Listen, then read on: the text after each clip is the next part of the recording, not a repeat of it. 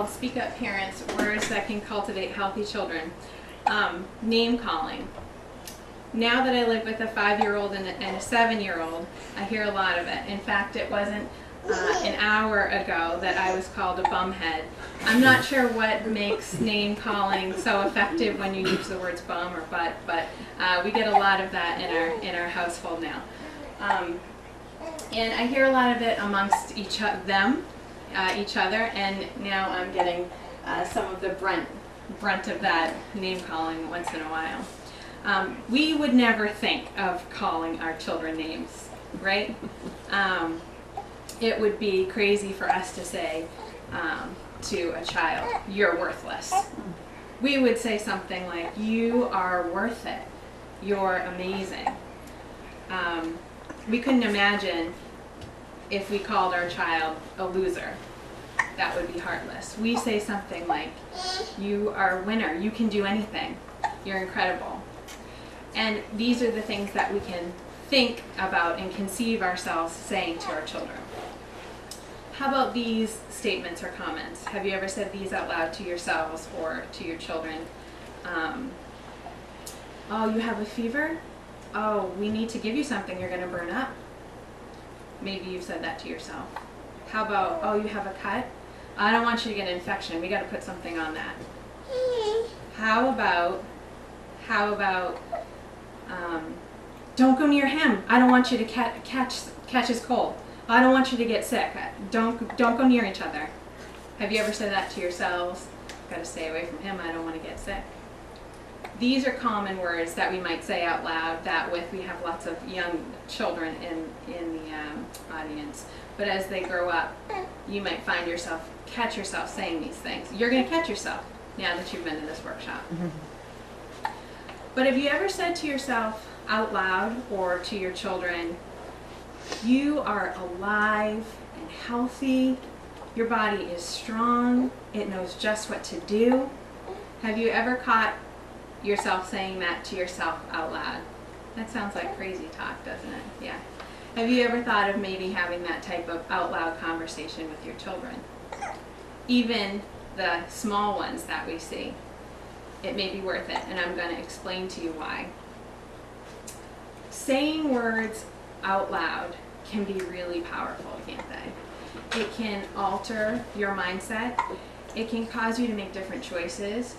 It can create and cultivate helpful or hurtful values. I don't think I'm much different than any other parent. If I had the opportunity to look into the future to see what my children would be like, I'd want to ask questions like, where are they going to live? Are they going to have a family? What kind of career would they have? Maybe one of the number one questions that parents might want to ask is, what would their health be like? That's sort of a common question that we can all agree would be something we would want to know when they get older. Why is that something that we can instinctively want to know? Our generation of children today, and us as adults, are bombarded with information that creates a lot of sick thinking. And this is something where we can start, it starts as a very young age and can grow into adulthood. These are the kinds of things that we can see on a regular basis that can become normal pictures, but when I'm pulling them out and showing them on a PowerPoint, what do we see all around us that makes us wonder, how healthy are our kids going to be when they grow up? What kind of messages do we maybe not even realize that we're getting? We have the most heavily addicted and medicated culture in the world. That's not my opinion. That's based on the World Health Organization. So what is it around us that makes us concerned as parents about our children? It's been said that this generation of children will not outlive their parents. This is from the New England Journal of Medicine. And this generation of children growing up today is going to have the most challenging time ever that we know of to grow up healthy into adulthood. And this is scary. And this is why we need to think about our words and what we're saying out loud to create this mindset. So according to sources like the Journal of Pediatrics and the Center for Disease Control, 1 in 6 children are now labeled as learning disabled. 1 in 10 children are now labeled with ADHD. 1 in 9 children are now diagnosed with asthma. 1 in 400 children are now diagnosed with something that was only a diagnosis for adults. You might have heard of adult onset diabetes. Well, that name doesn't exist anymore because so many children are now getting adult onset diabetes. We have more and more children in a chronic state of disease than ever before. I think parents have a huge opportunity to change this, but how do we combat this?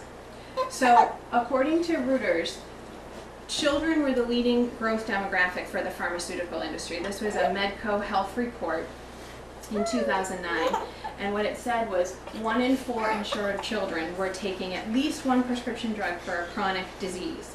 What that means is that they're taking a prescription drug for a disease that they are intended to have for a lifetime. So there's no end to needing this medication. This was also reported to continue to expect to rise. Our culture certainly promotes sick thinking. So as our children's first role models, how do we combat this?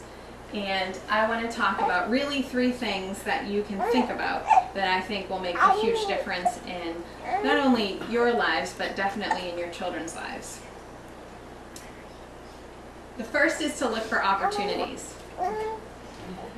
This was my 4-year-old last year. You're going to have lots of opportunities. Yeah, we love this picture. You're going to have lots of opportunities as your children grow up. And the biggest opportunity that you'll see is cuts and bruises and bumps. Children will attach value to their health when values attach to their thinking. And the way to start that is to, 1, look for opportunities. Cuts are really easy with children because they're always getting bumps and falls and cuts and bruises. And if you'll notice, he's got 2 fingers up there, showing me 2 fingers. And last summer, or just before, I turned around to this picture and I snapped the picture. I said, "Don't move." And I snapped this picture because what he was showing me was his 2 fingers that didn't have cuts on them anymore. He got cuts on his fingers from something. And what we do in our house is we talk about, incredible, your body is so amazing, we're going to keep that cut clean, but your body's going to be able to heal that cut, we're going to watch it heal, it's going to put a scab on it. And every day they would bring it to my attention until the cuts were gone. And he said, "Mom, look what my body did." And the next question I said to him was, "That's amazing, Nolan. Did you have to think about doing that, or did your body just know how to do it?" And when I asked him that question, he was like, "Oh my goodness, I didn't even have to think about it. My body just knew how to do it." What an amazing gift for a child to start to appreciate the awe and the capability of what their body has. We consistently see adults in this office that are beaten up, that have been told to completely ignore the messages their body is sending them for whatever it is, months, years, decades, and they come in with a host of problems that they've tried to ignore for a long time. What a gift to give a child to help them understand that their body gives them messages and their body is capable of healing themselves. This is a really big one. But another one is my oldest, and I have lots of stories about my oldest. She gives all the stories. But she was maybe 3 or 4 years old, and she was having a little health setback. She had a little stomach bug, and she was vomiting, and I was with her for the night, and rubbing her back and staying with her and just letting her know your body knows just what to do, you're strong. And she went to sleep that night, and I was with her, and in the middle of the night at some point she got up to throw up. So I got her little bucket for her, and I was just sort of rubbing her back, and in the middle of throwing up she stops. She has this drip coming down her chin, and she says, "Mom, my body is so strong." And I said, "That's right, Reagan." And so this is a 4-year-old kid saying this. And we certainly in our family appreciate the role that sometimes we need doctors to assist us, and we have. But more than that, we're trying to raise kids that appreciate and value the capabilities of their body when it can function the way that it's supposed to. The more opportunities you offer, the more you optimize the chance for wellness. The second one is to say it out loud, don't just think it. So if you talk to anyone who's trying to learn a new language, they will say that to learn a new language, you want to read it, you want to write it, but what's the biggest way, what's the easiest and quickest way to learn a new language? Speak it. Say it out loud all the time. Have little notes. Use them to call out things.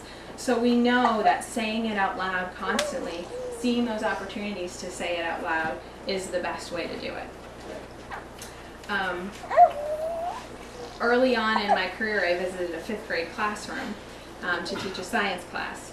And we were talking about how your body heals and science questions and bones and nerves. And one of the questions came up about if you have a broken bone, who fixes it? Who heals that broken bone? And so we asked the question to the whole class, and all of them knew the answer. They shot up their hands. They were so proud of themselves in 5th grade, and they said, the doctor. And I said, oh boy, a classroom of children who forgot, or maybe never learned, that their bodies are very capable. Sure, we might need a doctor to cast it, to keep it still, maybe take an x-ray to make sure everything's okay, but who heals that is them. And if I ask this question to my 3-year-old or my 4-year-old, they will say, I heal it. What kind of crazy question is that, Mom? Because we've been doing this for so long, that it's just an innate conversation to have. This is really important. And the last one is to start now. Start as soon as you see the opportunity. So you may notice that after adjustments or during adjustments with your children, I will say things like, you were such a strong, healthy kid. Your body knows just what to do. I don't care if they're 1 day old or 1 week old or a month old, a decade old. I will always say things like this naturally to them because I always want to give them those opportunities to remind themselves how strong and healthy they are. And as parents, you're with them so much more than I am. These are great times to do this. And I'll say it to kids in our office just as much as I'll say it to my kids on their own. Words really wake up the value of wellness. Words out loud are opportunities that you don't want to miss. And it's not too young to start that. And even if you're seeing it in yourselves, it's not too old to start it either, right? What does a child who has this type of thinking from the beginning, how does this child grow into adulthood? What kind of thought process might they have? A child that has this kind of thought process now, do you think it's a possibility that they might choose foods that strengthen their body versus weaken their body? Do you think they might think about what they're putting in their bodies because they understand how their bodies work? Do you think they might look at exercising or moving in a different way? Do you think they might use signs or symptoms that their body's giving them as messages versus what so many adults, especially in the American culture, and we certainly see some here, who have been taught for so long that a sign or a symptom is the problem, not the message. What does a child do when they have a message or a symptom or a sign that their body's telling them that thinks this way? They stop and say, something's not right. What do I need to change? How can I support myself? How can I take better care of myself? What do I need to do? They think, I guarantee they think differently. I guarantee they will be healthier adults than the adult generation that we have in the American culture now. And this all starts with us constantly saying these messages out loud. And this starts with first having what your values are. So in our house we have values which may be slightly different from what your values are. I don't know. I assume one of your values is chiropractic care. But also foods that we eat, healthy nutrition. I constantly talk to my children about what foods are going to make your body strong and healthy and what foods are going to make your body weaker. And they can understand and choose which foods are going to make their bodies stronger and healthy because they want their bodies to work their best because they know their bodies are capable of that. We look at exercise and moving and fresh air over screen time and television and video games. Our 4 children, although the first one I guess doesn't count, but you never know with some people, didn't even know what a McDonald's was until last year. And they've still never been to a McDonald's, but they learned that sometimes we use McDonald's for bathrooms on long trips. So when I tell parents this, they'll say, kids have never been to McDonald's. It's not that I'm trying to make a statement, it's just not in our priority list of values. You have to define what your values are as parents for your children, and you have a laundry list of things to choose from.